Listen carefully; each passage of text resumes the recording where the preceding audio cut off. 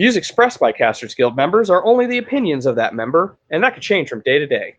Guild members may use mature language, but that in no way means they are mature. Listener discretion is advised.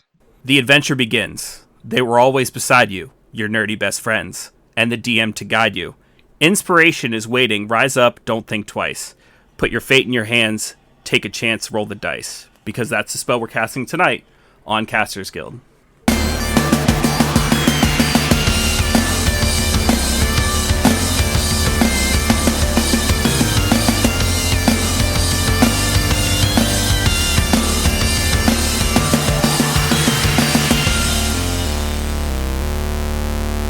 Thank you for tuning into this episode of Casters Guild. I am Rick Perry, Guildmaster and DM extraordinaire.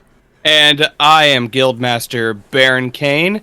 And this is a formal request to Taliesin. I would like to game with you someday. You could just come on over. We'll game. We'll make it... Oh, sorry. I'm getting the call-off sign. Go ahead. And joining us today is a new guild member. Feel free to introduce yourself. Howdy, guys. I am Cosplay Meg. And tonight, we will be talking Critical Role. So, it's been a while since we've talked Critical Role. As a matter of fact, the last time we talked about it, it was just before the finale of Campaign 2. So, let me ask, how was that finale for you guys? It did it for me.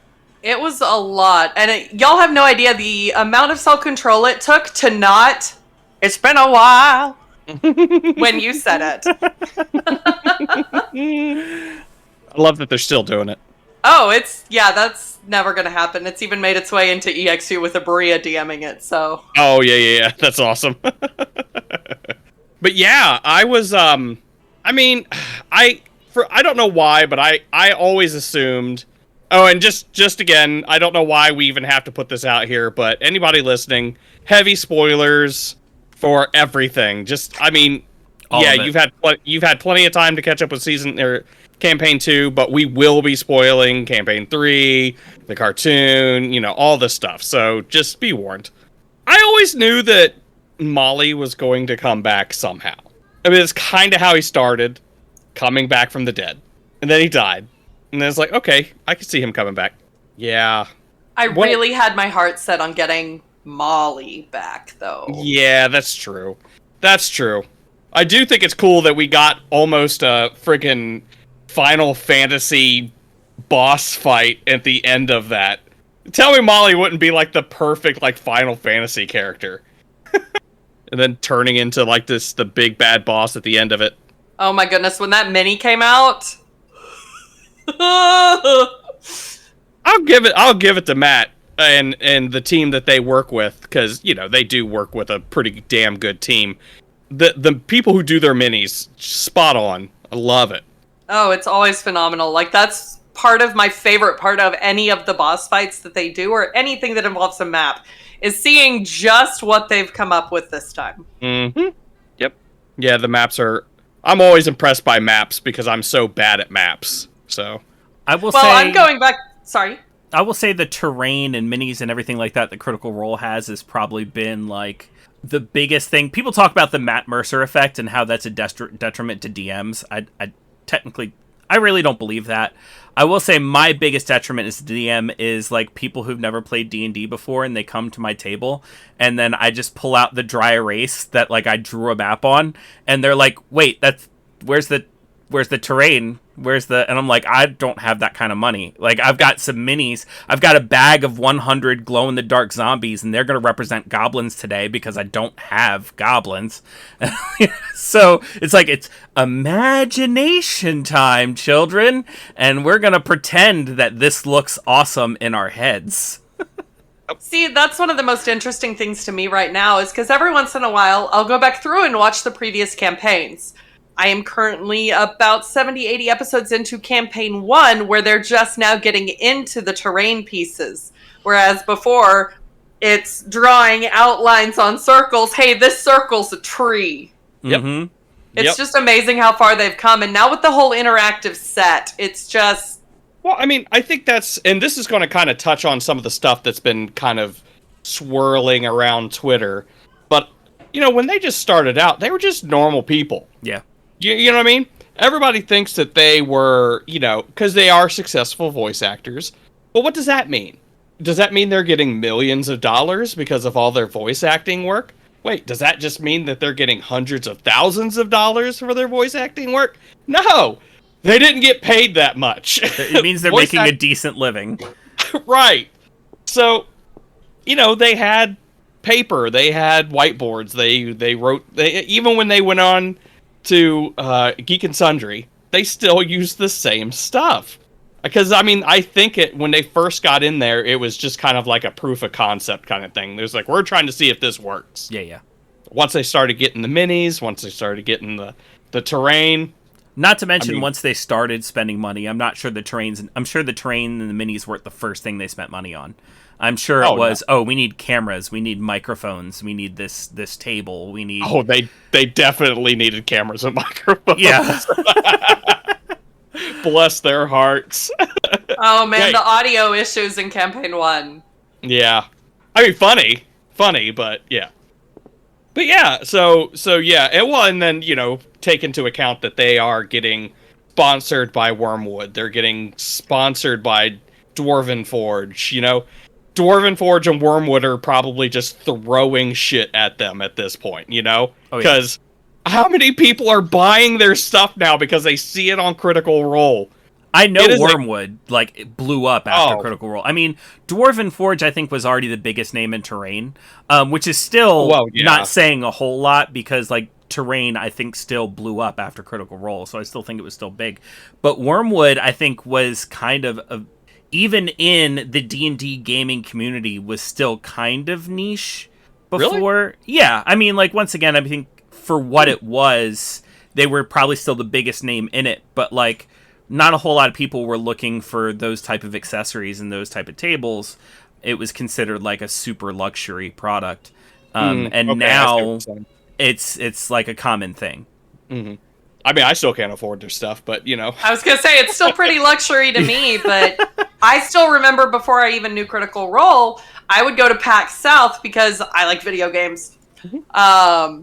And I would see their booth and look at their stuff and be like, oh my gosh, this is so beautiful. So pretty. But, oh my gosh, is that my mortgage for a table? Oh, yeah. Every time I see that stuff, it's like, okay, who do I have to perform a ZJ on to get one of these little trays that I can roll my dice in? And, let me clarify. That a lot of that stuff is still 100% luxury items that most gamers can't afford. But I have seen a whole lot more gamers pull out the hex chest for their dice now. They're getting the more affordable stuff from Wormwood that a lot of people weren't even looking at before Critical Role, and now people are just at least going to the website and seeing what they can afford and getting something from them. Yeah, I just kind of hope that eventually they get all this money from... Because, it's cool that people with money are actually using it to invest in gaming now because more product. But I hope that them making more money, they get talked into making some more affordable products. Oh, yeah. Does that make sense? Oh, yeah, absolutely. Wormwood alone, they used to have 2 or 3 models of table, and they were all the higher end. And now that there's a bunch of different models you can get, and I think some of the lower ends are only $100-$200 for the very basic tables. I might be completely making that up. That's not bad for a table. Not bad for a table. But they definitely have way more models, and they have definitely made some at the more affordable end. Of course, they don't look all that fancy, and they don't have all the features. But it's just a basic flat top table where you can pull off the top, and now there's a tray underneath for you to game in. So, Meg, remember how we said there's not really a format to our podcast? Yeah. It's kind of like Critical Role is the centerpiece to our buffet table. Oh yeah. Yeah. I kind of figured. They're called bunny trails. We're quite familiar with them. Oh man, I just realized it's holy shit, we just definitely hopped down this bunny trail. Oh man. So dry erase boards to gaming tables. Right. Yeah. So cool though. You want to talk about their upgrade. They just had right? Yeah. Yeah. Their whole setup is beautiful. And that gaming table they have. Now, I don't know how practical that would be in a home setting, but for a production standpoint where they're filming and recording, oh my god, it's perfect. Oh yeah. Oh, yeah. I was really sad when they had to go to the COVID format because they weren't able to use that table anymore. That original Wormwood with the CR logo. But this new one, I didn't know it could be outdone. And the fact that the CR table made it into the animated series. Yes, which was great. You know, and a lot of people who probably haven't seen their game, their Let's Plays, or whatever you want to call them, their live plays, they probably didn't make the connection, but you could still look at that table and be like, that's a badass table. Yeah. I could guarantee you that those of us who did not watch the live plays did not make that connection, because I didn't. There are a lot of things they included in the animated series that were for the people who went through and watched the original campaign. Like, in Grayskull Keep, all the banners with cows on them. Oh, yeah. Since we got to miss that arc. Yeah, that's funny. Oh, and then the guards playing D&D. That was cute. So you've been watching some of the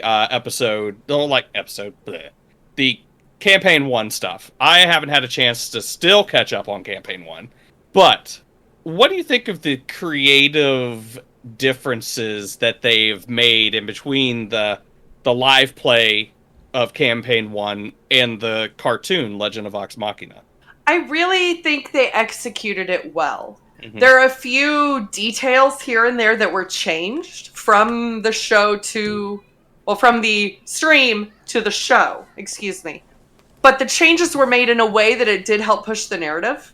I don't know how much y'all want me spoiling since y'all haven't finished watching it yet. Go ahead. Full spoilers. I finished, and he doesn't mind spoilers. So, for example, in the Briarwood fight, in the original stream, Keyleth isn't the one to go down, it's Vex. And so you have Vax carrying his sister as opposed to carrying Keyleth out. Which pushes that narrative of romance between him and her. And everybody says that it went so fast in Legends of Vox Machina, that romance felt forced. It lined up. That's what's wild, is I thought that at first, but it actually lined up with the timeline of events. The only thing that happened early was the kiss, I'm in love with you, right? Mm-hmm. Was actually the next episode after. Gotcha. As opposed to the one where Pike shows up. But I did like Keyleth's reaction of, what? Now? That was much more, it was very Keyleth. Nice. Yeah, I knew that they kind of made some differences. I wasn't 100% sure how different they made them, but I like knowing that it was they did it for the narrative, because obviously going from a tabletop and seeing things visually, it's a different beast. Oh, absolutely. And then doing away with an arc. What arc? Because of, I don't know what you mean. But it meant we got to see a peek into the before stream storyline, which was neat to actually be able to see what happened with Brimscythe. Oh, that was interesting to me because it was new. I knew how it ended, but I didn't know how they got themselves into it. Right. Yeah, I wasn't familiar. Like, I've read up a little bit on Campaign 1 because I think I'm fairly certain I'm never going to catch up with Campaign 1. So yeah, I wasn't familiar at all with the Brimscythe stuff. So yeah, it was kind of fun to watch. I mean, even those of us who did watch it, it wasn't part of the story. It was just referred to here and there when they talk about Krieg. We knew nothing outside of what they'd shared outside of the story. Nice. Yeah. I really enjoy what they did with the cartoon. I'm really excited to see what they're going to do with season 2. Do you have any theories on what did they have any talk about? I'm just excited to see Chroma Conclave because basically Campaign 1 you can break down into, you've got this small section of intro and messing around, and then the majority of the campaign is heckin' dragons. Heckin' dragons. Heckin' dragons. And then it's, oh heck, we've got to stop a god. So... Wow, campaign 1 got really fucking intense. Oh. Is that not Campaign- how all your long-going campaigns end? Fighting a god? Or stopping a god. I mean, like, Right. Well, stopping a wannabe god from ascending, even better. my most recent long-going campaign ended with stopping someone from summoning Tiamat. Nice. And they could have... I had written it in, like, they could have failed. In which case, Tiamat would have shown up, and then they would have had to fight Tiamat. Well, let's just say you're a much better DM than I know. You're a much better DM than the one I knew in the 80s. Okay. You know, the one that forced his players to Yeah. fight Tiamat on the first campaign, the first fucking sit through. Hey, you're level 2. I know I made your character sheets for you because you don't know how to make characters. So here's all your character sheets. By the way, here's Tiamat. In case anybody's wondering, we're talking about the D&D cartoon from the 80s. Where, which by the way, I'm going to make this a guild decree. You ready? Go for it. Completely unrelated to Critical Role. The D&D cartoon from the 80s is an isekai. Guild decree. Guild decree. It 100% is. I mean, like, I don't even think that needs to be a guild decree, but like, go for it. We are confirming it. If we're the first people to say it, then we're the first people to say it. If Big Bird's a kaiju, Which he is. Big Bird is a kaiju. Dungeons and Dragons is an isekai. So there. Which, by the way, I mean, I know this is a tangent to end all tangents, but no. like, Dungeons and Dragons, the 80s cartoon, I mean, they have the kids sucked into the game by riding a Dungeons and Dragons roller coaster. Mm-hmm. Like, they're not actually playing the game. They've never played the game before. Like, how far removed did that really need to be? Like, they couldn't have made it to where, like, oh, look at this cool dice I found that has this weird things on it. Let me roll it. Oh, no, I'm being sucked into the game. No, they had to put him on a roller coaster? That's how it works. That said, let me bring it back. I have an idea for campaign 4. I think you know where this is going. You ready? The Critical Role gang goes to somewhere. Disneyland, probably, because I always see them going to Disneyland. They get on It's a Small, Small World. When they pop out of the other side, they're in Exandria. Boom. They get isekai'd. They get isekai'd into Matt Mercer's world. That means Matt's stuck in there too. Which... No. Plot twist. Matt's the one that got him stuck in there. Plot And twist. here I was thinking that he'd have to, he made the bed, now he can still lay in it sort of situation. Plot twist, every NPC looks like they were made on a character creator starting with the default of Matt Mercer. Yes, that's the winner. Let me see Marion Lavore right now. I'm not going anywhere until she's here. I don't know how I feel about her having Mercer's face, though.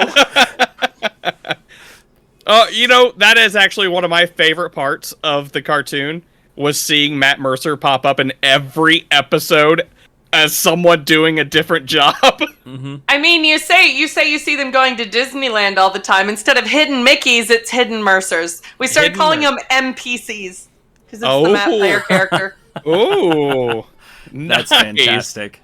Yeah, it's perfect. And it still just amazes me to think that this started as a birthday gift for Liam. Yep.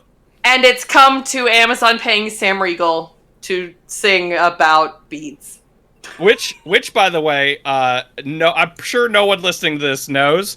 So I play 7 Days to Die on Twitch, and Cosplay Meg just happened to be in chat while we were getting all this started, and we needed a seed name for the world. What was that? What was that seed name again, there, Meg? Pull my beads of love. Yeah. I still need to test it, because that seemed like a pretty good starting point. It was great. I mean, what? The first... You had 2 Chem Station schematics on the first play. Yeah, first day I had it, because we were started out in that little town We got them. We took off out of there. We raided a couple houses and got the schematics and took off out of there. Yeah, and you know what? We're still playing on that seed to this day, and it's pretty baller. We've got some pretty nice stuff. Fantastic. Yep, I want to hear a full song of that, by the way. I don't know if Sam Riegel's working on turning all of those songs into full songs and releasing them, but apparently there is a soundtrack. I have not looked into it because when I first heard about the soundtrack, it was released before all of the episodes came out, so I didn't want spoilers for details since you know where we already knew where the story was going. Right. But I don't know if they're full songs. Considering is they used it for an end credits, I think there's more to it. there is a soundtrack. It is Legend of Vox Machina, Amazon original series. But like Scanlan's love song gets 11 seconds. That's the beginning. Mm-hmm. That's the My Lady's Rose I Will Pluck. That's why it's 11 seconds. Well, My Beads of Love is a minute 25. I mean, I kind of want like more, to but me. It's not like a 3-minute song, but a minute 25, like that's pretty good. Considering that we only saw a smash cut between that and fighting. right. Yeah, it looks like most of the stuff is just his, like, maybe not his sound bites from the show, but they're like 16 seconds here, 15 seconds there. So just, like, I just saw it. I'm sorry. Good Lord, where did you go? Navash Navan. Navash Navan is a 12-second clip. Okay, now I'm kind of glad I didn't look into the soundtrack because I feel like this is a bit of a letdown. I mean, I don't have enough content from them as is. Why don't I get full songs? I mean, now Sam himself, I think, works overtime already. I mean, like, he's got to be making new sponsor promos every week. And the new closing title for the new talk show. Oh, did he do that? It's kind of... I mean, it's his voice. Oh, I don't know if he wrote it, but he's performing it. Probably. He probably wrote it. I don't know how that man does it, but... It's surprisingly hype. Like, for a closing credit scene, I enjoyed it. Well, let's see. We don't get dinged for playing... Well, no. Yeah, we probably would. Yeah, let's not worry about TCMA up in here. Yeah. I mean, I like testing things, though. Okay. Push those boundaries. Look, here's where we get around that by being hosted on Anchor, which, by the way, if you're thinking about starting a podcast, you can host on Anchor.fm. They're pretty awesome and it's free. But Spotify owns Anchor.fm, so if it's something that's on Spotify, we can play it. Well, now I'm curious. It's only been 2 days, so I don't know if they would have it on yet. But if it's not on Spotify, we can't. But if it's on Spotify, we can play it. Okay. All right. Okay. All right. All right. Okay. All right, Rick. Okay. Rick, All okay. right. All right. Okay. Oh, yeah, and they don't update Spotify until the following week anyway on their podcast release schedule. Got it. So it's not up there yet. It's only up to EXU Kaimal Part 1, which aired a week ago today. All right. But what if I just put Sam Riegel? That's enough. Okay. I was like, and the first thing up is Pull My Beads of Love. Yep. And the last one is As You Are, as it should be. Nope. Well, no, it's Seymour. Uh-huh.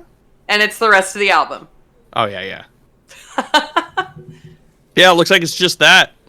His Scanlan stuff. That's cool, though. Oh, these guys. I mean, it doesn't ever give me any kind of hope of being as amazingly successful as they are, but they definitely hopped in at the ground floor of that format. Yeah. I know there were other groups out there, and Lord help me, I can't remember who they are at the top of my head. I would give it to Penny Arcade for starting it. Yes, that's who it is, Penny Arcade. Acquisitions Incorporated. Were they there before? Critical Role? Yeah. Oh yeah, definitely. They were cool.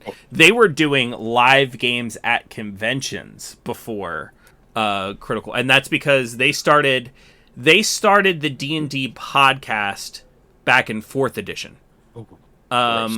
Where one of the main members of Penny Arcade, I forget which one, had never played D&D before. So the other member of Penny Arcade grabbed Chris Perkins and was like, hey, come teach my friend how to play D&D. And they started a podcast. I want that power. Yeah. I want that power. And then they basically started from session 1 recording it and made a podcast called Acquisitions Incorporated. And then that podcast became a YouTube show, became live games at a convention. And, like, it's still a podcast that's still running till today. So, I mean, like, if you want to talk about a lot Staying to power. catch up on. Right. Damn. One of the streamers I follow, D&D adjacent streamer. Basically, he's a leather worker, but he does maps, and he also will carve maps in leather. But Fantastic. the other day he had Acquisitions, he's a few streams, he keeps Acquisitions Incorporated going in the back. That was my first introduction to it. I actually fell into the D&D podcast storyline with the balance arc of the Adventure Zone. Before I even knew what anything was, I was road tripping to San Diego for San Diego Comic-Con with a friend. She insisted on driving, and I'm perfectly fine with that, and she had the balance arc going, so I got episodes here and there when I wasn't sleeping.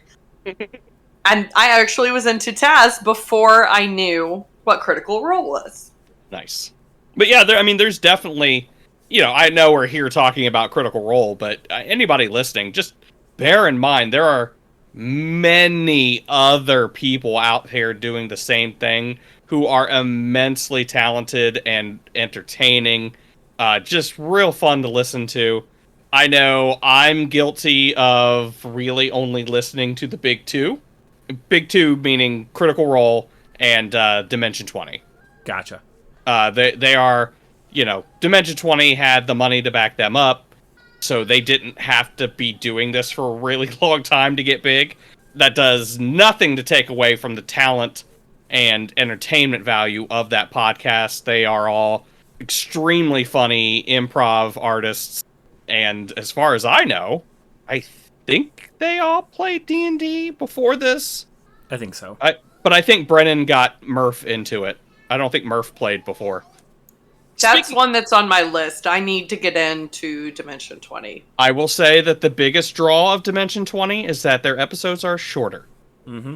So they're like 2 to 3 hours long. And Brendan Lee Mulligan is just a fantastic dungeon master. Mm-hmm. Yep, everybody talks about the Mercer effect. You got to watch out for that, Lee Mulligan effect. Okay, I know it's called the Brennan effect, but you leave me alone. I'm using last names. Consistency is key. That's right. Yeah, he's amazing. And the things that he turns into games, I don't see how he can do it. I'll say the Perkins effect is what affected me as a DMs the most from Acquisitions Incorporated. Because Chris Perkins as a DM, his players are always like, "Can we do this?" He's like, "Fuck it, why not?" Like, to literally anything. Like, to the point where Patrick Rothfuss has an entire character built around swinging off chandeliers. Like, that's his entire character is built around how well he can swing off chandeliers.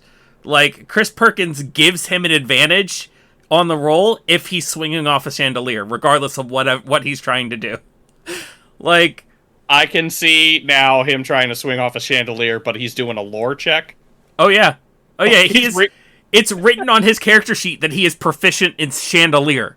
Like, it's so, like, now, I mean, like, most of the things my characters want to try, like, when I'm DMing, I'm just like, yeah, sure, why not? Fuck it.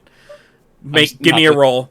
I'm not to that point yet. I'm trying real hard to be to that point, but I'm not to that point yet. What, the point of, you can certainly try? Yeah. Well, I think I'm closer to the you can try instead of the whole, yeah, fuck it, do it. Yeah, I would. Yes, you can. I would never say that, ever. No, of course not. For those who can't see the video, I'm holding up a mug that literally says you can certainly try across the front of it, that my wife custom ordered for me. It's a beautiful mug. Thank you. So, Meg, I would imagine, given your name, you're into cosplay? Am I off base there? Surprisingly enough, you hit the nail on the head. Yes. So, Point for Baron. who's your let's keep it to like Critical Please don't make Role. me pick a favorite. No. See, let us explain to you how favorites work in this guild. When we say what's your favorite, it always gets narrowed down to like 3. Now, those 3 things are generally like for different reasons. So, like, let's just say you have one favorite because it's the most comfortable, one favorite because it's the most fun, and one favorite because, I don't know, it lets you do backflips in it. I don't know. So Wait, these are supposed to be comfortable? I've been building all wrong for years. oh, I always thought that they were supposed to be comfortable, but that's probably why my cosplay sucks. So I think I've only ever had one cosplay that I found to be comfortable, and that was Waldo. oh, nice. So I mean, if you're making me pick 3, I'm gonna push that and do 4, because I've done multiple versions, but it boils down to 4 characters so far. So 4 is fine. So Um, I will say let's just even keep it, since we're talking about Critical Role and we've been so strict with the format here. Why don't we just keep the who are your favorite Critical Role characters to cosplay? Oh, that's what I thought the question was. That's what I mean. Oh. I've narrowed it down to the 4 characters. Oh, nice, nice. Way ahead of my game there. I mean, yeah. I can't just always assume that people are going to assume that they know what I'm talking about. Anyways. Oh no, trying to pick a top 3 out of everything I've done, that we'd be here for hours. Because won't be able to give you an answer there. We'll talk about that on the one. cosplay episode. Oh yeah, we are gonna have one. Yeah. Well, but like don't you know. said, favorites are favorites for all different reasons. Exactly. Yeah. Like, the first Critical Role cosplay I ever did, I started piecing it together and then decided, when a friend invited me to go to Ren Fair the day before, As we do. that's when I was gonna finish it. So, Oh. My 10-foot mantle of the Tempest for my first version of Keyleth, 10 feet of leaves. I started about 3 o'clock on Friday afternoon and wore it Saturday morning. Jeez. I was going to make the joke that it was the Molly coat that you were working on, but I'm equally as impressed with the leaves. I haven't done a Molly coat. No, I was thinking of the most complicated costume piece I could think of. Fair. I was gonna say, wait, I saw into the future. No, Shall be that one is Molly. not on my list because I've got the Winter Yasha embroidery already on my list. Ooh, I would that I cosplay need to as do. Winter Yasha. I've got everything but the embroidery on the coat. Lovely. Um, Yasha. What a creature Yasha is. Love it. But like we said, favorites are favorites for a reason. Keyleth was my first because I could relate to her as a character. Like, I was raised in a very particular type of household, and then getting out into the world and realizing that that's not how things work. It's a lot of cluelessness, a lot of learning, a lot of hurt, but at the same time, I feel like if I had to pick of the characters that we've seen thus far in Critical Role, Keyleth would be my comfort character.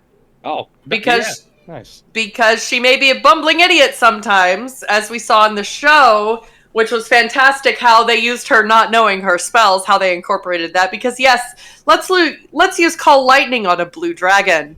Right. Because that's gonna go well. So it was relatable. The next one so my Keyleth was basically my idea of what she would look like. It was not based on any specific canon reference, but we mentioned how this was Critical Role specific cosplay. I do a lot of Star Wars. I focus on screen accurate Star Wars cosplay and have now delved into the art accurate Critical Role cosplay. So my level 20 Vexalia from Campaign 1 with the dragon armor and the coat I just feel regal. Sam Riegel? No, Wow. I feel like that's the like making that connection is so not Sam Yeah. because Sam is irreverent as hell. He is not. I would not consider Sam Riegel to be regal. Riegel. That's why it's still different. We shall now pronounce it Rigel from now on. No. Ugh. But just going with all the armor and a white suede coat, it's a whole mood. It is. It's like yeah. She's low key a fashionista. Yeah, like why did they depict most of these people in heels? Like the Fair. Winter Yasha art, why is she in battle wedges? Heels are unnecessary when you're 6 feet tall. Well, Yeah, and I wouldn't imagine considering where. Well, maybe it was like one of those like where Yasha was from. Maybe she couldn't, because I can't see anybody wearing heels in that environment. Maybe she was just out and about. No, she's in the winter though. Why would she wear? You know what? I'm tearing apart my argument as I say it. yeah, that's the struggle there. The So we're answer going is on aesthetics. Yeah, Like, we're going out. We're going out in the deep snow. What kind of shoes do you want? The pointy ones. That's not how snow works. Maybe That's not maybe how she's any of just this works. Using it to check to see how deep the snow is with each step. Right. It could be. You never know. Oh, goodness. But moving on to Yasha specifically, I just feel like a powerful badass in that. Like, making the level 10 bodysuit with all the strappy bits and the leggings with the cutouts. Because after my Keyleth, I've made the majority of my pieces for Critical Role Cosplay. So trying to do those patchwork piece together leggings, good times. But it makes me feel powerful. And then the fourth one that I have done, well, the fourth character, I've done multiple versions of Keyleth and multiple versions of Yasha at this point. I did the Jester art from the Vox Machina versus Mighty Nine one-shot, where it's all the post-apocalyptic look. Nobody asked for a 6'3" Jester, because in those shoes, that's how tall I am. But gosh darn it, you're getting it. That's right. You deserve every bit of it. And it gave me an excuse to make the giant lollipop. That's fair. Everybody needs an excuse to make a giant lollipop. Oh yeah. Pro tip, don't use pool noodles. They're a pain. Oh, that would have been exactly what I used too. I mean, I feel like I could have done it better, but again, I did that build in about 2 weeks. I have a really bad habit of making these elaborate plans, and then all of a sudden deciding, oh, I'm going to do this for this arbitrary date that really doesn't make a difference. And, yeah, that's a problem. Been there. But fortunately, at least with the Jester, there wasn't a lot of sewing involved. It was just like the arm wraps and making the little armor bits. The rest was pieced together from parts I found online. Nice. Not going to mention the name of the website, but we all know what website it is. They have everything. That's so easy, though. Oh, I know. That's why it's so dangerous. That's where I get most of my crafting supplies. I mean, I guess the bonus is they're, doing Legend of Vox Machina, so yay. That is true. Small perks. Small perks. Small perks. It's like, I want to hate you so much, but you give me all the things I love. Basically, yes. It means I don't have to deal with people here. Yeah. Well, I mean, and also they were... so it just makes me sick saying, but they were integral to surviving the pandemic. This is true. But, fuck your workers who helped you make all that money. Whatever. I could go on and on. Yeah, I was going to say, I'm not going to dive into that one. I could go on and on. Yeah. Yeah. Ugh. So mad. But, great supplier for all the random bits and bobs I end up using. Yay. Hey!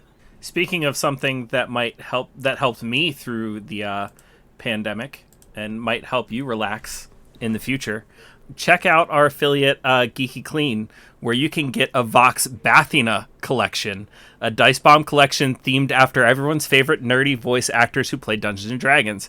This set includes a dice bomb for each player character and a storyteller dice bomb and a bath bomb themed after Trinket, and a limited edition vegan leather dice scroll featuring a winged D20 dice design.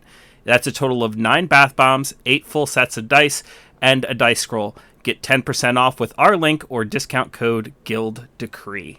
Buyer beware, the trinket bath bomb bursts into a full-grown brown bear. But think of the cuddles. I'm thinking of that bear bursting out of the bath bomb and smearing me into the bathtub. See, I have one of those really big oversized tubs. I bought a tub and the house came with it. So I'm like, well, it's always said the trinket's on the small end of size for a brown bear, so, like, it could work. And here I am with just a regular apartment-sized bathtub. Ooh. Yeah, no, we don't need a bear in there. Just full-grown bear. Well, in all seriousness, though, the trinket bath bomb is adorable. It's like a purple puck with like a brown bear painted on it. It's adorable.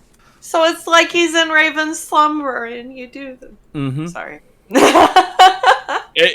Their stuff is good. We've talked. Oh, we're not going to turn this into a geeky clean, but hold on. Actually, we are because I've never watched campaign 1. And Geeky Clean isn't, like, officially sponsored by Critical Role or anything like that. So, like, all their stuff is, like, they don't actually tell you what it is. But if you're a fan, you would know. So I'm going to go down the names of the bath bombs for each character. And you guys are going to tell me who they actually represent. Okay? Oh, okay. Here we go. All right. So the first one is the Bad News Dice Bomb. Oh. That's Percy. Percy, yeah. Okay. The second one is Rage Time. Grog. The third one is Huntress. Vex? Vex. Okay. I get those two mixed up. The next one is Maestro of Music. Oh, Scanlan. are you fucking kidding me? Then we have the Monster Dice Bomb. Pike! Why? Oh, wait. She's a monster! Oh, okay. All right. It's one of the things between Ashley and Travis on the show, on the stream. All right. You're a monster! I'm a monster! The Ravens Champion Dice Bomb. Okay. Vax. Yeah. The Storm's Voice Dice Bomb. That's Keyleth. Voice of the Tempest. Oh, okay. And the Companion Bath Bomb. Yeah, buddy. Mm-hmm. And then Those of are course, cute. And then of course we get the Storyteller and the Vegan Leather Dice Scroll. Nice. Very nice. That's one of the things that I've always had the setup to make, and I'm just like, everybody else is doing it. I can't. So we were just talking about Pike and Grog, and I'll have to say that relationship was so fucking cute. I loved it. Loved it. So cute, so wholesome. You know, two best friends. It's really rare nowadays to see a relationship between a man and a woman and have it be completely wholesome, completely platonic, best of friends, good buddies. Now, in campaign 3, the weirdest shit ever. Oh, it's like I feel like I should relate so much to Chetney. Oh! I feel like I should, but I think it hurts too much to relate to Chetney. But then... I mean, that's kind of how I feel being a Keyleth stan. It Right. hurts.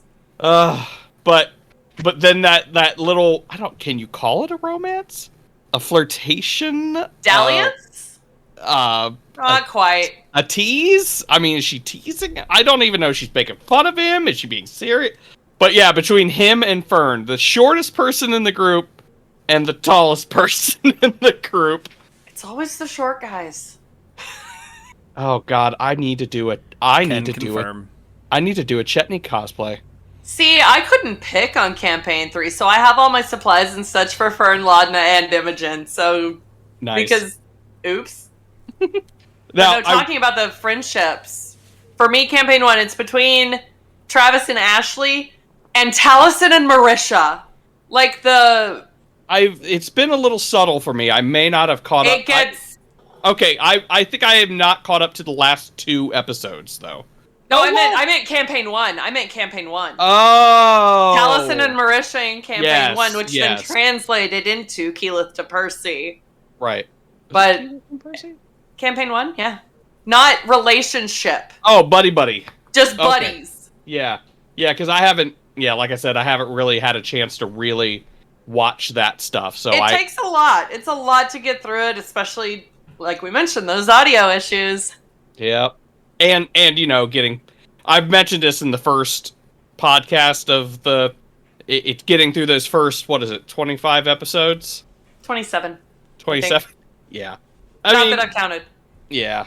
I don't know the issue personally. Obviously, I wasn't there. Obviously, I don't know a lot of the background stuff. But you can definitely tell how awkward those first 27 episodes were. So, yeah. And I think I always want to try to be a purist and watch them all the way through, and I can't make it past, like, episode, 10 or something like that. That is not an uncommon thing. Like, there are a lot of people who are like, I would get into campaign 1, but I can't stand this. Mm-hmm. And that's... So, honestly, people will skip the, where are they? Uthadern? Uthadern, I think, is where... Craghammer! It's the Craghammer arc. Is it Craghammer? Because I know he's there in the beginning of it. Because the first episode is Arrival at Craghammer. Campaign 1, Episode 1, Arrival at Craghammer. Oh, right. Okay. So you skip that arc and start with the Briarwoods. Oh, and that's what people do. Okay. I might do that. Yeah, so it's not... I mean, you're not missing anything too crucial. I mean, it's great storytelling, crazy fights, get out by the skin of your teeth, Dungeons and Dragons. But it really starts getting into the characters with the Briarwood arc. Yeah. Yeah, I think I might do that. Because I do know, man, I really, again, I don't know the guy, so I'm not trying to shit on him too terribly much, but he definitely seemed to impede a lot of good role-playing while he was there. It's like, whenever anything cool kind of started to happen, he would walk up and do something dumb, and it's like, come on, man. See, at that point, it just feels like they were a group of people vying for a spotlight. Mm-hmm. Whereas now they're already in it as a whole, so nobody has to. It's not fighting tooth and claw to get the camera on you sort of situation. It's cohesive. Right, yeah. It's not only have they been friends for a while, but they've been doing this for a while. A couple years at least. Not to mention, even if, you do want the spotlight, even if you were to, I want individually the spotlight, when you know that you're going to be playing and be streaming for 4 hours at a time, weekly for a year, and you've been playing with Matt Mercer for a while, and you know how he shifts the attention, you know that even if right now you're not getting any attention, the spotlight will be on you eventually. He does a very good job of that from a fan standpoint, of making sure that everybody gets their moment. Even if it's Grog talking to a sword in a porta-can.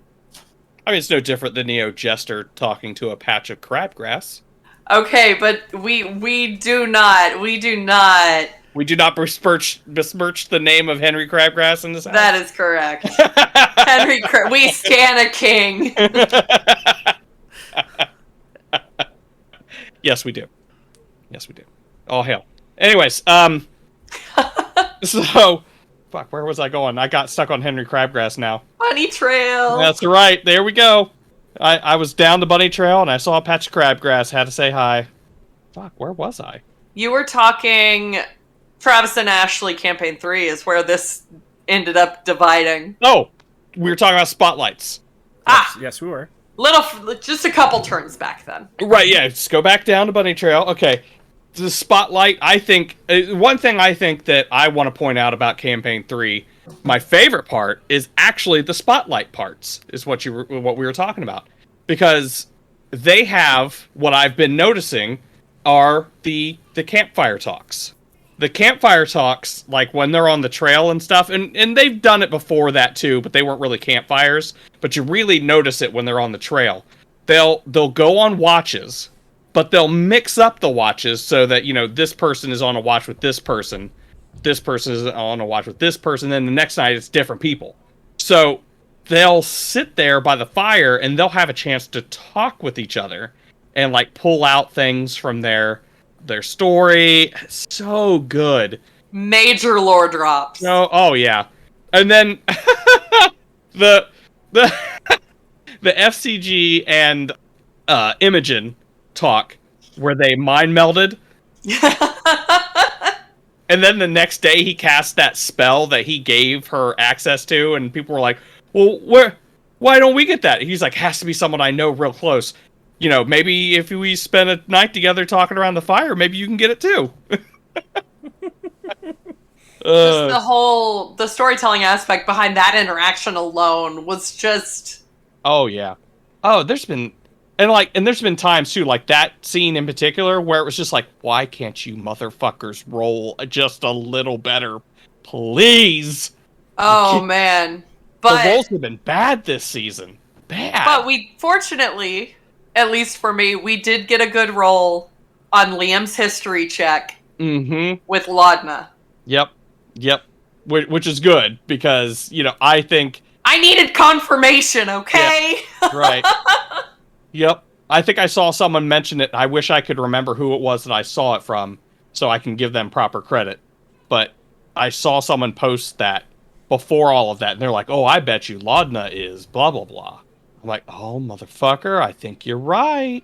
Yeah, Critical Role TikTok was all over that idea at first. I tried to avoid Critical Role TikTok. I don't blame you. Just like when I watch them live, I hide the chat. Well, I hide chat, but at least amongst the Critical Role cosplayers, that's the Critical Role TikTok I'm primarily on. Those people are cool. Yeah, I was going to say, I really enjoy interacting with most of them. The artists for Critical Role and the cosplayers for Critical Role all seem to be a good group of people. I actually just got I have a really good friend who I met because she is a Critical Role artist. She actually, you have seen some of her art. It's the logo for the podcast where the drawing of Rick and I. Oh, okay. So yeah, that is her. Her name is Astophiles, or I'm sorry, Astophiles. Astophiles. I pronounce her name wrong every time. Astophiles. You got to be doing it on purpose by this point.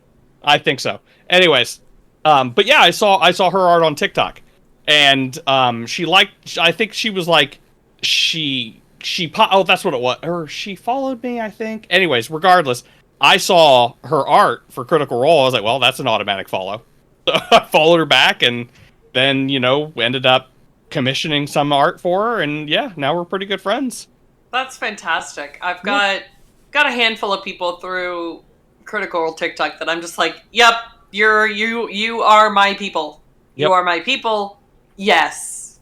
Yep. Oh, I've definitely followed more than one person because of either a Critical Role cosplay or a Critical Role piece of art that they've done. I mean, 100%. I mean, and I'm sure that there are jerks in every crowd, but for the most part, everybody's been cool from, again, the cosplay crowd and the art crowd. I feel like we're the ones who actually remember the tagline of "Don't forget to love each other." Yeah. It's the internet. I mean, it is the internet, and that's the downside. Oh, it makes the world such a much smaller place. That's kind of the problem. Small world level of I am on a Discord for Critical Role Cosplay TikTok, and was talking to somebody on there, and apparently I spoke to them at TRF this year because they were one of the vendors, and I had no idea that they were a critter. That's fun too. I think I've talked to a few people where that conversation has kind of popped up, and it's like, oh yeah, I'd mentioned something vaguely about Critical Role, not expecting them to know anything about it, and they're like, oh, I watched that. It's like, what? So yeah, just a wide variety of people that watch or even consume some of the game material, which, speaking of, I know you didn't play, you said you don't play D&D, correct? I do not. That's not my flavor of creativity. And there's nothing wrong with that. However, there is a ton of stuff that these guys have been putting out in regards to D&D. A ton. In fact, one of my favorite books that they put out is The Explorer's Guide to Wildmount. That is chock full of some lore too. But I do have to say I appreciate Matt and the writers explicitly not putting in certain things just so people can be like, okay, well, I'm going to run it this way. Or, you know what I mean? This is how this section of the world is going to be for me. So, I've honestly considered buying those books just for the lore. there's a lot. There's I a know. lot. In fact, Islecross is the snow area, right? Yes. So I got the book before they went to Islecross in Campaign 2. And I saw that area, and I'm like, oh, that would be a really cool place to maybe put something, because I've never heard of them going there. So why don't I just do something there? And then these motherfuckers are like, all right, let's get our coats on. We're going up north. Damn it. Now I know everything is up there. Look, I don't even watch the show, and I'm gonna be buying the newest book just for the Leonin. Like, I want that playable race in my campaign. Okay, I mean, I'm not... You know what? No, go ahead. I mean, that was it. Okay. I'm not going to tell you that they're already in the Theros book, but... Is it, like, the same thing? The lion people? Yeah. Yeah. Okay. Well, I don't have either of those books, so I'll buy one of them to get the Leonin. Perfect. I had to get the Theros book because I'm a, huge Greek mythology person. And the satyr race was in there, which, oh my god, the satyrs are so fucking hard for Bard. Hard for Bard. Putting it on a shirt. I was gonna say, that's a tagline. Baron Kane, hard for Bard. Wait. Oh, man. This ranks right up there with having a bear in your bathtub. Yeah. Again, I just see my death, but, whatever. I can't remember the last time I had a bath where there wasn't a bear in my bathtub. That's more what I was getting at. I'm dumb. No. Oh man. Oh, and then they just did the oh man, now I forgot the name of the Call of the Netherdeep? Well, they did Call of the Netherdeep and then Tal'Dorei Reborn. Oh, where we get post-campaign Vox Machina. Bad. So bad. I want it. Is it out now? I believe so, yeah, because the art wasn't released online until I started seeing pictures of book and when the voice actors were posting their own character stuff. I don't think they did that until after it was released. Gotcha. Do they say who's on the Tal'Dorei Council? Yes. Well, Matt said that in... Oh, he said everybody? Yeah, in the campaign 2 wrap-up. Did I miss it? Oh, in the wrap-up. I didn't watch the wrap-up. Fuck. Yeah, the round table. Yeah. Who's on the council? I mean, Vex is Coin Mistress. That's all I cared about. Oh, that's right. What I needed. No, you know what? I do remember that.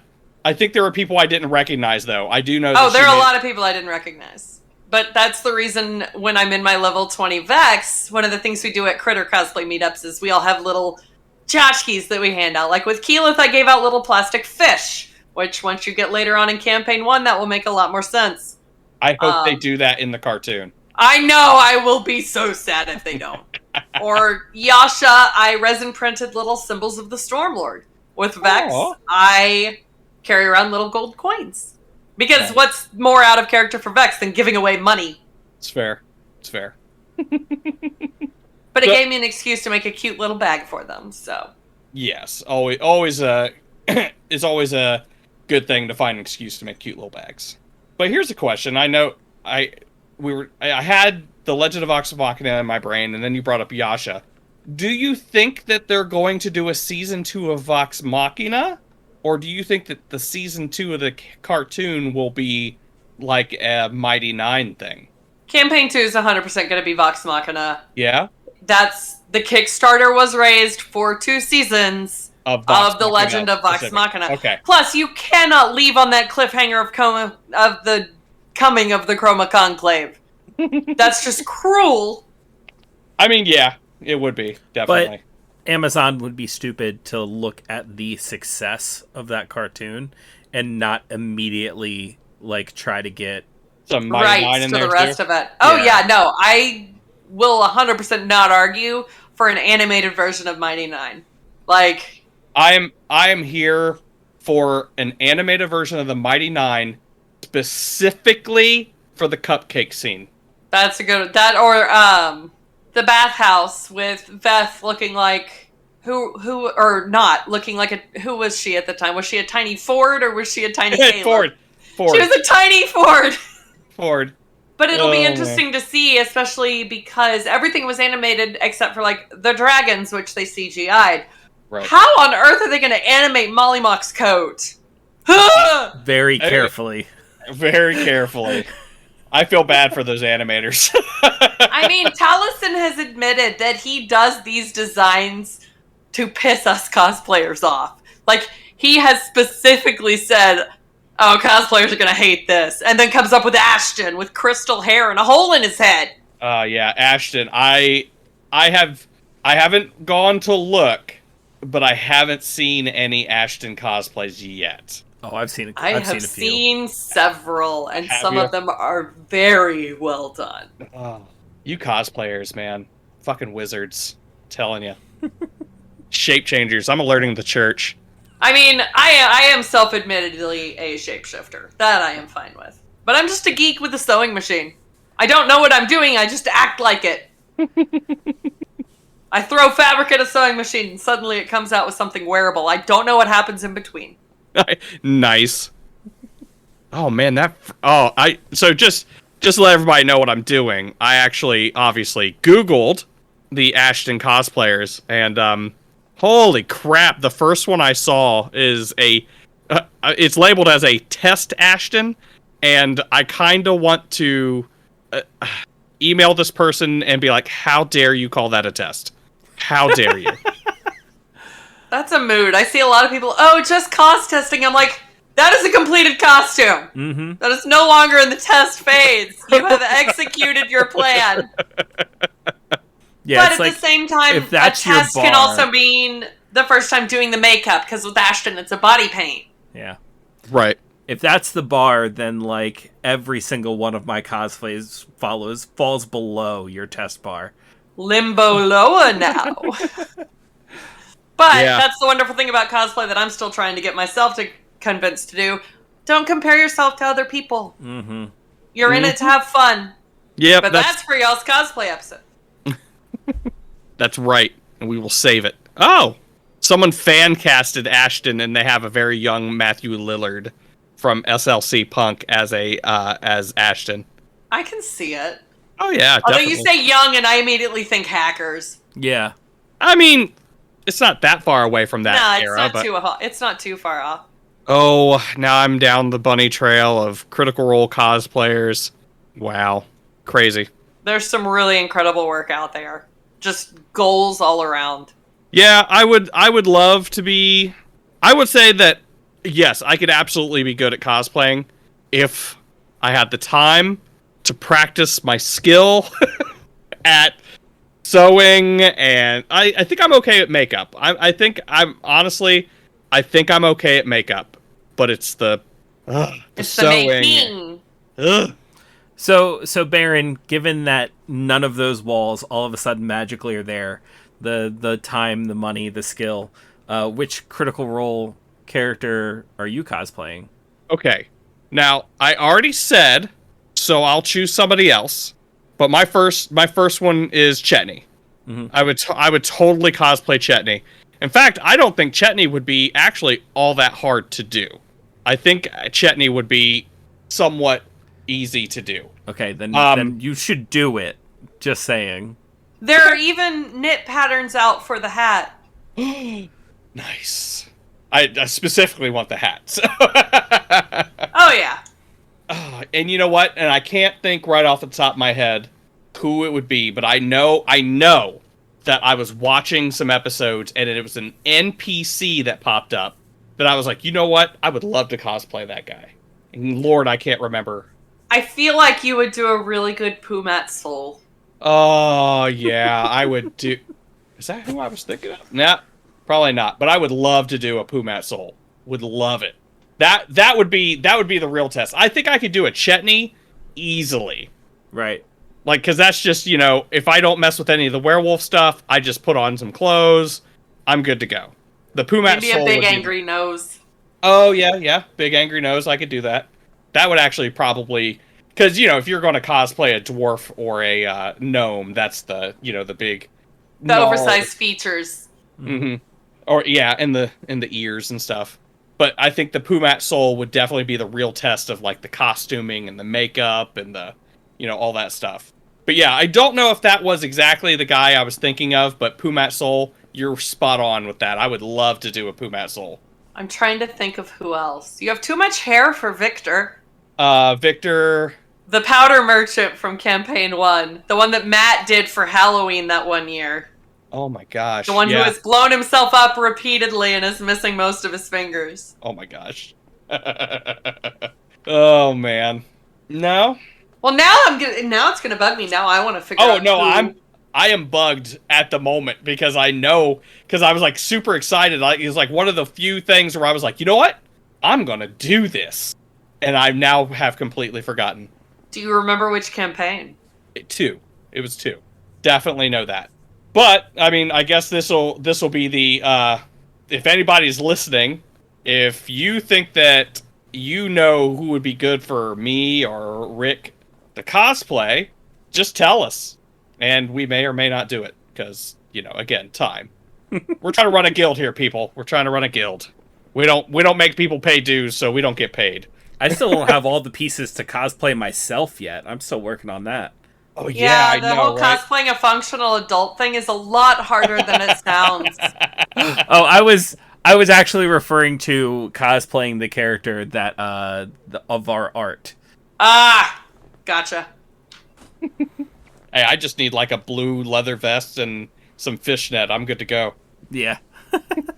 Vests aren't terrible to make, fortunately. I'm going to do a really good pattern. Nice. I've got the hardest part. Yes, so, that is glorious. I got the hat for the character, so it even has like little like stuff in the bottles that like shakes around and like. It's the little details like that. That's what I love doing with costumes. Mm-hmm. But yeah, so yeah, I guess if you're going to put a gun to my head, I would say Chetney. Then Chetney would be my number 1 choice. Yeah, I feel like you don't have to wait for the walls to come down for Chetney. I think you could probably do that one now. I'm halfway there already.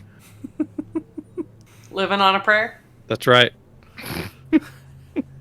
I know that finally get to go to a convention and we're at a convention together. I'd love to see you in it. Yeah. I mean, sure. I will actively start working on it. How about that? Awesome. If anybody wants to fund that, please, let me know. I will take your money. That is such a mood. I know, right? I just need a perpetual sponsor. That's all I'm asking. That's all I'm asking for. Somebody to fund all of my shenanigans. That's not unreasonable. I don't think. It's not a big ass. A cosplay sugar daddy. Right. That doesn't want too much sugar. No, right. Just the cosplays. Just wants pics and vids of you in cosplay, not out of. In cosplay. In cosplay. Yep, not out of. In cosplay. The number of odd requests I've gotten on that front, I have. I don't even want to know. I don't. I wish I didn't know. I don't even come anywhere close to doing costuming stuff like that, and I get some weird requests. So yeah, not. Oh my. Nope.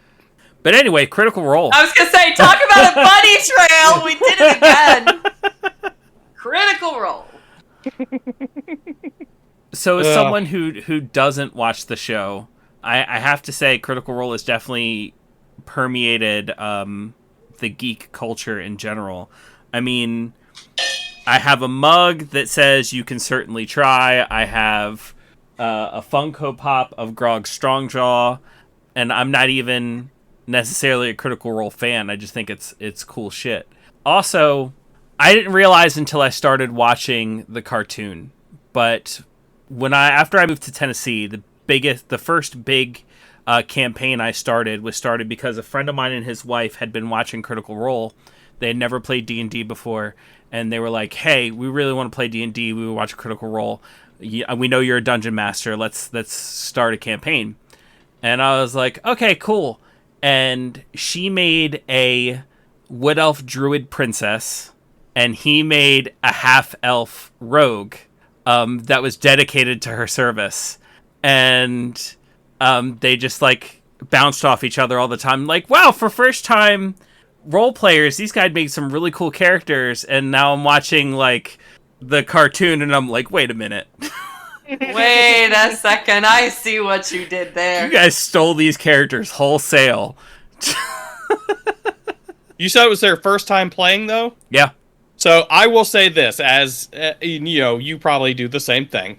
As a DM, if I have a first-time player, if they showed up and they were like, I want to make this artificer, and I want him to be a goblin, and I want him to have a little robot best friend, also his name is Zim, I'm going to do it. Mm-hmm. You know, it's like, fuck it. You know what? If you need that to be able to play this game, to get that inspiration, you know what? Let's do it. Because you're going to create a character on down the line that you started out with Invader Zim, and you're going to make this completely unique character on down the line that is going to go off into epic adventures. And if I say no now, it may get you to leave this hobby and stifle all of that creativity that could have come from this. Oh yeah, one of my first characters when I first started playing was Siegfried from Soul Calibur, Nice. which that was for your campaign. Mm-hmm. And yeah, I mean, like that's actually one of the ways I have people make their first characters if they've never played before. Like Yep. if they have no idea what they want to be, and like I tried telling them, you know, well, you can do this, and nothing's sounding good to them. I'm like, okay, who do you want to be? Like, give me a character that you like from fiction, anywhere. Who do you want to be? I will get you as close as possible. And I might tell them, you know, you're not going to be able to do this or this, but in a few levels, we're going to get you there.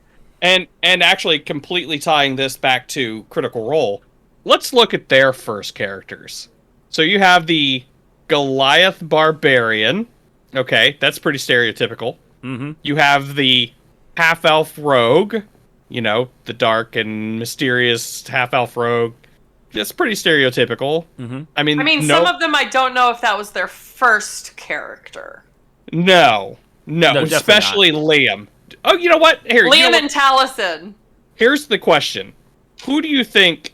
And you may know for a fact, when they did this birthday thing for Liam, who was playing D&D for the first time ever? That I don't know off the top of my head. I don't know the facts. I know who I would Right. guess. Well, who But- would you guess then? Because I have my guesses, and there's at least two. Lauren, Travis, Ashley. Yeah? My guess was, I will say that if And I'm maybe gonna at choose- that point, maybe Marisha. Really? I think Together yet. Right. I think Marisha No, definitely because of, well, I mean, The lack of knowledge of her spells. Yeah, the lack of knowledge of like how to play a character, but at the same time, I've had players who've been playing for a really long time and still they just don't that kind of knowledge just doesn't click in their head, so they're still asking me, "How do I do this again?" So I mean, that's kind of a End of campaign 1 and Liam still asking how sneak attack damage works. yeah. Well, So- okay.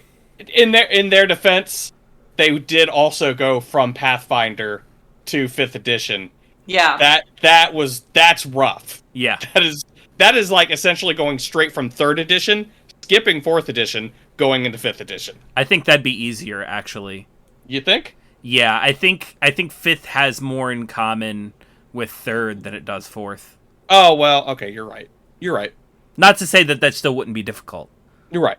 So I think my guess and Sam. I don't believe that Sam. Well, I mean, I would if he came up to me and was like, "No, I used to play." Cool, I believe you. At this point in time, I don't believe that Sam played a day of D&D in his life before that birthday party. That would make sense. Yes. But with how close he and Liam are, Mm-hmm. it'd be wild. Like, because you eventually drag your friends into things.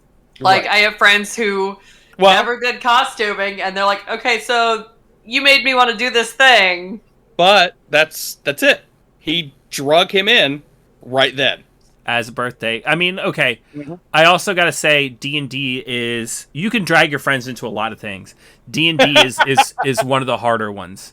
I've Yeah, tried to that's drag right. friends into D&D before and like they're They're just not interested. They're like, it's not my thing. I mean, just look at yourself. I mean, like, I've had so many people try and be like, oh yeah, I'll DM for you one day. I was like, I'm good. Yeah. And, like, I have had a couple of friends, I dragged them into D&D for my birthday. Like, there have been many times when I can think of 2 big events. Like, there was one time when I orchestrated, I still don't know how we got this to work, especially seeing as how it was 4th edition at the time. I had 4 tables simultaneously running of D&D with 4 different DMs. And I was standing in the middle of all 4 tables and kind of being a judge for all 4 tables. And I put them all at 4 different entrances to the same dungeon. And if two parties ran into each other, I would merge their tables, and now it was like a PvP event. So we got it to work. I mean, like, it was a fantastic day. We played like 12 hours of D&D that day. Now, how many of them stuck with it? Quite a few. I would say, well, a quarter of them were my D&D group already. Well, that's what I'm saying. Like, you said we were talking about you were dragging friends into D&D. Of the ones that had never played D&D before, who stuck with it? I would say about half. About half the ones who had never played before stuck with it after that. That's a good number to me. Yeah, and then years later, after I moved to Tennessee, there's a restaurant. Well, there was a restaurant. They didn't survive the pandemic. But there was a restaurant in Murfreesboro, Tennessee called the Green Dragon Inn that was based off of the Lord of the Rings. And they had a room in the back that was specifically meant for gaming groups to come and play games while they, ate food and drank drinks and all that good stuff. And I hosted a D&D game in their back room there. And I had a couple friends from Maryland come up just to come down to just to play, and like a couple friends from all over the state come and play. And all of them still play D&D now. That was a 100% turnover rate from that game. But getting people to come, you kind of have to have a reason. You can't just be like, I like this thing, I think you'll like this thing. A lot of other people are like, no, I've heard about D&D, it just doesn't seem like my thing. Until you actually give them a reason to sit down at the table and try it, they just don't want to for some reason. True. Yeah, you can't force somebody to do it, or they'll never like it. Yep. And see, I'm content listening to everybody else's stories. Like, all my friends who play, I'll be like, what happened this week? And I'm, like, invested in their story. But that's perfect. I've even been used as an NPC. One of my, like I said earlier, I do Star Wars costumes. Mm-hmm. My Twi'lek Mando, who happens to be a sniper, was used as an NPC in a friend's campaign. And let's just say it's a good thing they decided to talk instead of trying to fight. Well, that's cool though. I will say that I think that every gamer needs a friend like you, someone that wants to hear their stories. Mm-hmm. Because I mean, I know Rick. Me and Rick talk. We love telling our stories to people who aren't like invested in the game. You get people who are invested in the game and they have opinions on how things should be done. Mm-hmm. Whereas someone who doesn't play the game is just like, that's an awesome story. I fucking love it. Yep. That's what I'm in it for. Yeah. Now I've picked up and learned a lot of rules, a lot of, I don't even know, just from watching it, but that's also because I consumed 2 campaigns worth of Critical Role in the span of 2 months. I think it would be impossible to watch that much Critical Role and not pick up on some rules. Yeah. And then I find myself talking about it, and I'm like, how am I doing this? I don't know this game. Oh, the game. You know the game. You might not play the game. Hundreds of hours into... Yeah. To be fair, you know the most important... To be fair. You know the most important rule of the game. You roll a d20. Honestly, that's... have one somewhere. Literally the most important rule of the game is you roll a d20 and you add some numbers. Especially 5th edition. Well, and I know the second rule, too. What's that? Collect all the dice. Yes. I do that part. I do that part of play. That's almost rule 0.5, actually. That's almost more important than roll a d20. You know why? You must collect all of the dice. Because you gotta need to get a d20. That's right. Before you can roll a That's d20. Right. No, I'm 100% a dice goblin that does not play tabletop role-playing games. Oh, well, the one thing, we're going to come back to our affiliate there. All those dice, they have dice. Or all those bath bombs. They have dice in them, don't they? Yeah. So yeah. And each dice set is themed after the character of that dice bomb. I got this from one of them. It's a little pumpkin with a witch hat. Oh! Yeah. Look how crisp that is too. It's so chunky. Yeah, the dice they have are quality and just really cool. We're just going to turn this into an entire We reached out to them and asked them to be our affiliate because we like them that much. Like it's Yep. Mm-hmm. Both of our affiliates are that. Yeah. So we were just like, we think you're really cool. Will you like affiliate with us? I mean, go out there and get you what you want. Yep, that's right. All right. Fuck. I think half the fun of this podcast so far is like, okay, now we're done talking about bath bombs. Where were we? Oh God. Where are we? Oh no. We're in the deepest, darkest warehouse of the guild right now. Where the fuck? How did we even get in here? We've just been walking and talking, man. You know how it goes? Like say you're at Ren Fair and you're just walking and talking. You're like, wait. Oh am I my in the God. middle of the woods now? That's not even fake. You could get lost at the Ren Fair. Uh-huh. And it's just a big circle. I don't know what the fuck I'm doing when I'm there. I'm just talking, and then all of a sudden I look up, and I don't know why there are pirates here, but let's just roll with it. Big circle would be nice. TRF is big circle with rows. Ooh. Yeah, the Ohio one is just a big circle, but the roads that go through the middle are weird. Yeah. So it's like you're gonna walk out here, and it's like, oh God, okay, we have to go over to left. Where the hell is the mead? I know the mead was around here. It's also a very large circle. I mean, like, if you Yeah. took your time going around that circle, it would take you the entire day. Yeah. Like, by the time More you get than back the day, out to the if you entrance. actually want to look. Yeah. Yep. Honestly, my waypoint at TRF is there's a stand that sells sauteed mushrooms.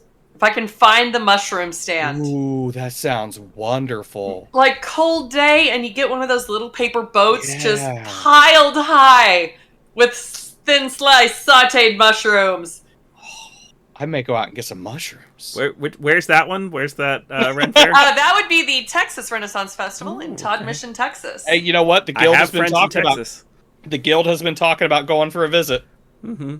I have a certain encounter table that I need to visit down there. So This is true. I also really don't want to go to the Tennessee Renaissance Fair this year.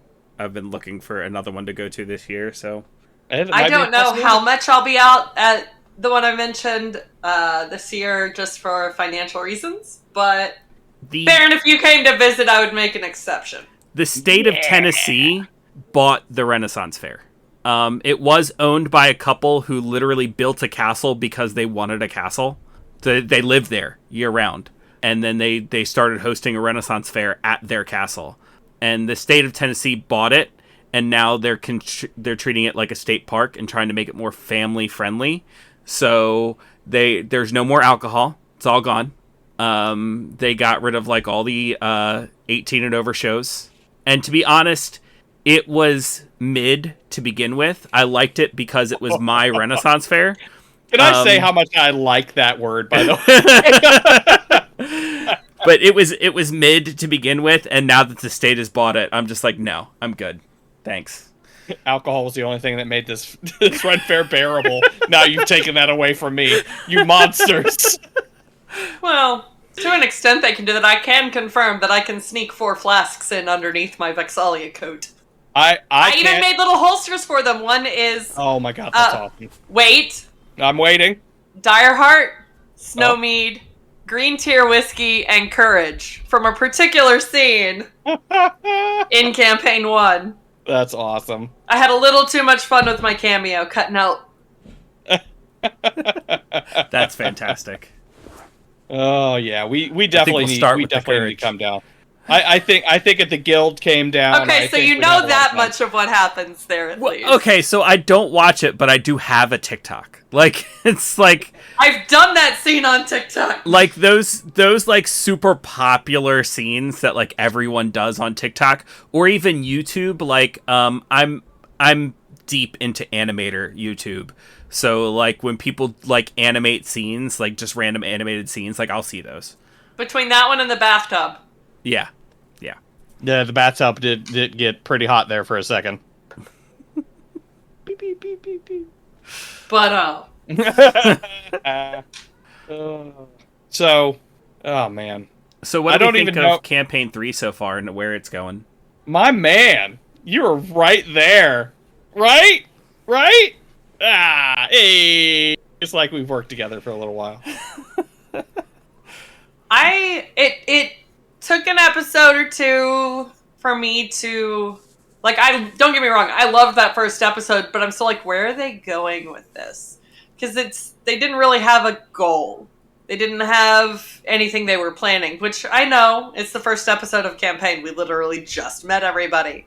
But it's really grown on me, and after how campaign 2, they were explicitly told basically no callbacks. Campaign 3, bets are off. Everything is a callback, and I love it. Oh, okay. Yeah. Even across continents. I will say that I am definitely enjoying it, but I will say I was disappointed in the beginning, and I will explain my disappointment. People can come at me for all they want. It's fine. These are like the only complaints that I had.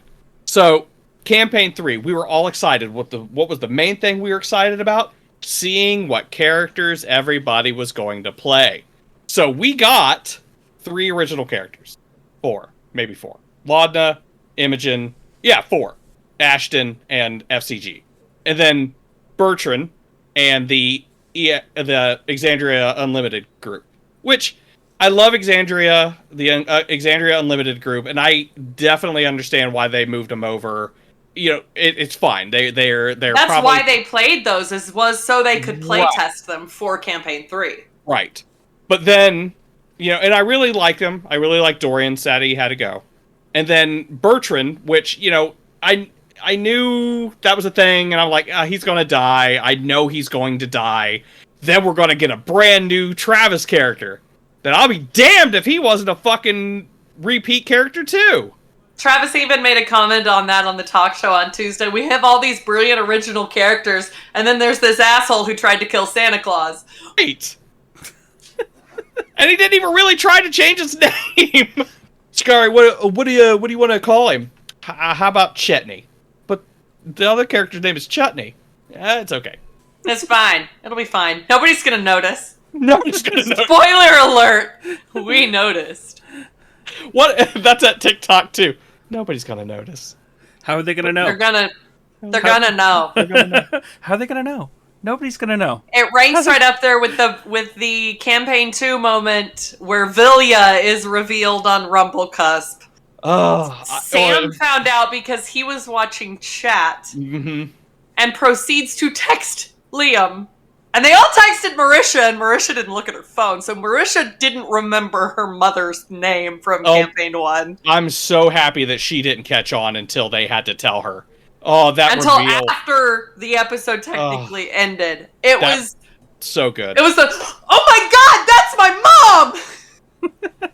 mom! Yeah. And Sam was just like... Sam's just like this, waiting for people to look at his phone. I mean, it was the same as the faces when Laudna and Orem, Taliesin just going, and Lara looking like she wants to wring Marisha's neck. Right. I think a couple of them knew outright. I think Sam appreciates the dramatic reveal. That's the theater kid in him. So he doesn't tell anybody. I don't even think he tells Liam anymore.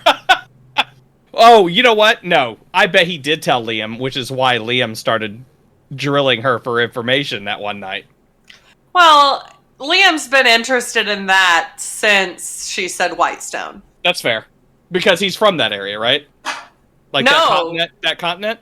Well, yeah, he works with Orym works with Keyleth. He is on Right. a mission from Keyleth. That's right. Okay. Yep, you're right. But then, as soon as she starts dropping Whitestone lore, even in the first episode, and Talison's just... Because that was his baby. Mm-hmm. And then watching his reaction to the Laudna reveal, and then even afterwards, he's like, we need to talk. Right. You motherfucker, we need to talk. But yeah, so wow, rabbit trail again. Hey, we're still on Critical Role. Right, yeah, that's fair. That's fair. So I would say those are my only complaints about the show. I think I'm really looking forward to see where this goes, though. I think Mercer's playing the long con right now. He's setting some shit up, is what he's doing, and he's going to be in it for a big fucking reveal, because they kind of hit a BBEG there for a second, but they didn't beat it.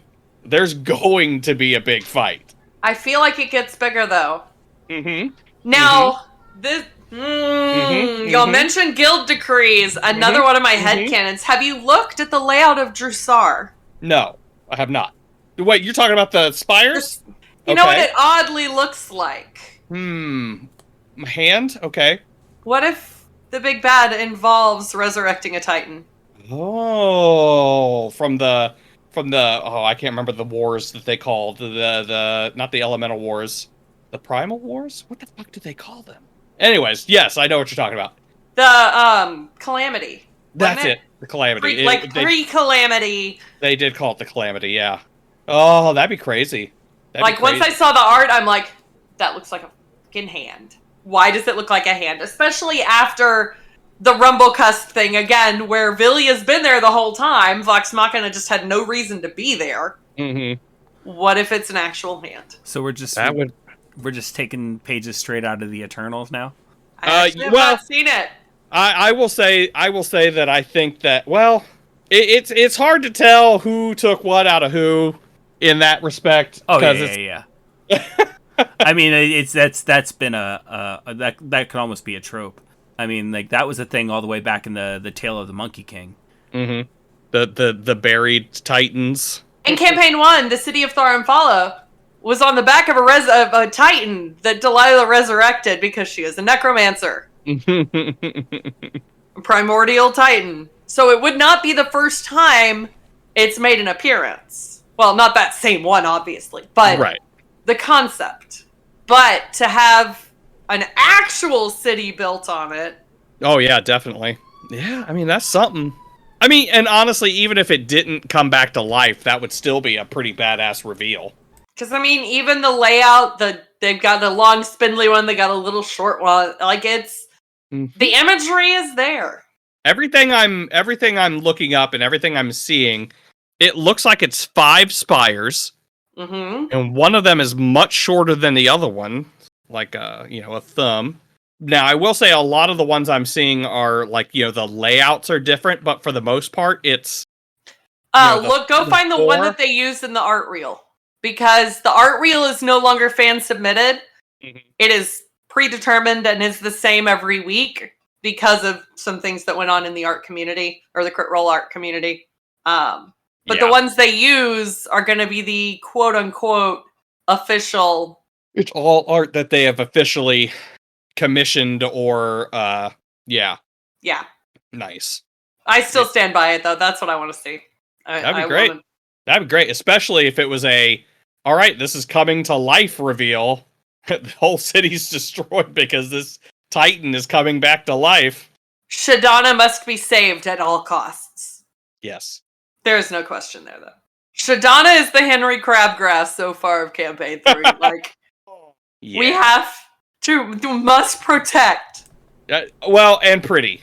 And pretty. We have to save pretty. Oh, buddy. Oh, I felt... that was so well played. I loved how that whole scene played out. So, again, spoilers, Rick. I'm just going to go ahead and spoil this for you since I don't know if you're ever going to get to it.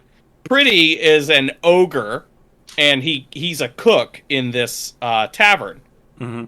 Well, they were trying to distract him, and Laudna asked him out on a date. And the other women in the group didn't know what to do, so they all invited themselves to the date. So they all three went on a date with Pretty, right?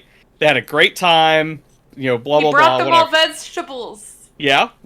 And, they got confused and tried to give him stuff, but it was all Laudna gave him, a bunch of bones put together in a bouquet.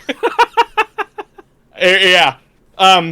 So anyways, at the end of the date, he's like, Pretty really had a good time, but I don't think it's going to work out. Like a straight up, it's not you, it's me moment. With this ogre to the three characters. And they're still traumatized by it. They still talk about it. They're like, oh yeah, we all three got broken up with by an ogre.